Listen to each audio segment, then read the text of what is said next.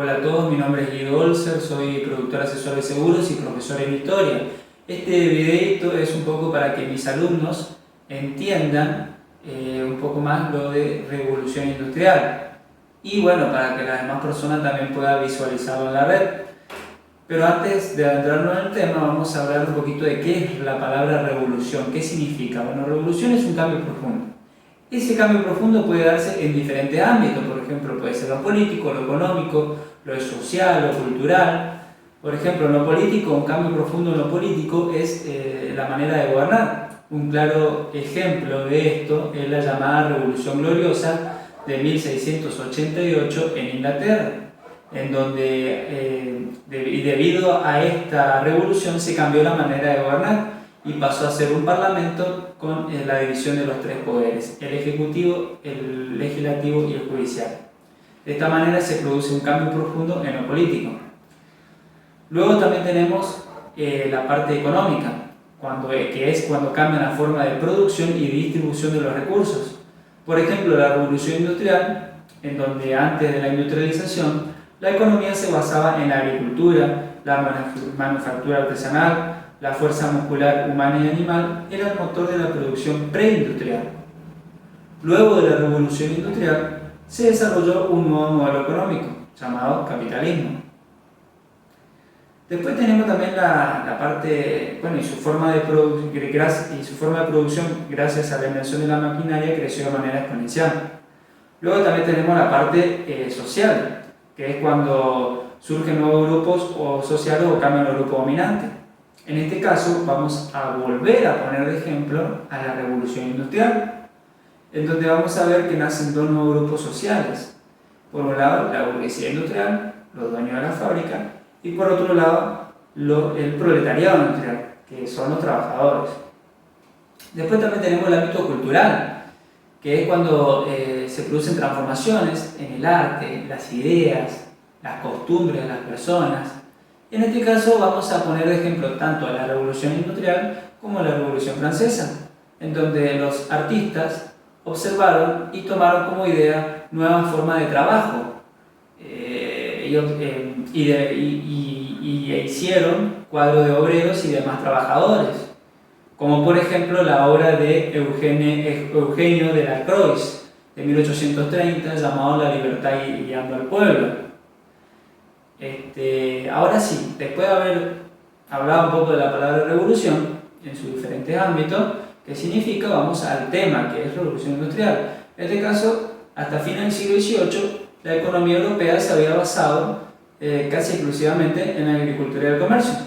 Lo que hoy llamamos productos industriales, antes eran artesanías, como por ejemplo el tejido, las telas, el comerciante entregaba la tela, los hilos y la familia lo hilaba en su casa y le devolvía al comerciante. Esta forma de producción se modificó notablemente entre el siglo XVIII y el final del siglo XVIII y comienzo del siglo XIX. Luego también tenemos el país en que comenzaron los cambios, fue en Inglaterra, porque allí se daban una serie de condiciones que hicieron posible que en un periodo relativamente corto se transformara en una nación industrial.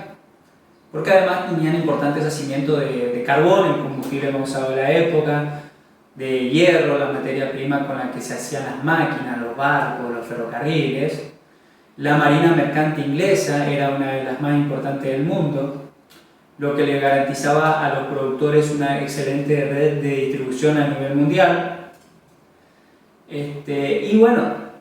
La revolución industrial determinará la aparición de dos grandes clases sociales, como dije anteriormente. Por un lado la burguesía industrial, los dueños de la fábrica; por el otro lado el proletariado industrial, es decir, los trabajadores, que se los llamaba proletarios porque su única propiedad eran sus hijos, o sea, su prole.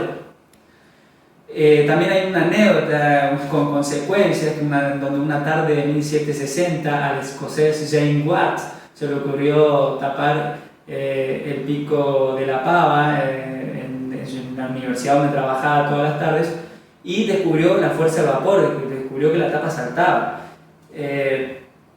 Entonces descubrió esta fuerza ocasionalmente y en 1769 construyó y patentó la segunda máquina de vapor de condensación externa, en donde 150 años atrás de este periodo, de ese momento, otras dos personas lo habían inventado, pero el verdadero cambio, la verdadera revolución lo provocó este aparato que construyó James Watt, y que verdaderamente revolucionó el mundo, y lo empezó a comercializar a partir de 1772. Después tenemos las innovaciones tecnológicas, el invento del ferrocarril, agilizó los traslados y abarató los productos. Por ejemplo, la Revolución de Buenos Aires en 1810, un poncho inglés costaba 10 veces más barato que uno de Catamarca. Pero Gran Bretaña no solo exportaba productos textiles, también exportaba maquinarias, capitales, técnicos para la construcción de ferrocarriles. Los países contratantes quedaban de por vida dependiendo de Inglaterra por las deudas contraídas. Y para finalizar también podemos agregar a este tema el término División Internacional del Trabajo. Este término se lo utiliza para hacer referencia a países industrializados y países no industrializados. Países industrializados son los que fabrican y exportan productos industriales y a su vez importan materias primas, como alimentos, cereales, carnes. Y países no industrializados donde importan productos industriales y fabrican materias primas como alimentos, cereales, etc. y lo exportan. En este caso podemos ver que en otro país, por ejemplo, si bien pasó muchos años y se adelantó mucho, aún sigue siendo un país no industrializado porque seguimos fabricando en mayor medida, en gran medida, se dedica la economía al campo. Y hay muy pocas empresas, más con la crisis que hay en Argentina y sobre todo, bueno, también parte de la cuarentena esta que destruyó más empresas. Si bien igual no lo era.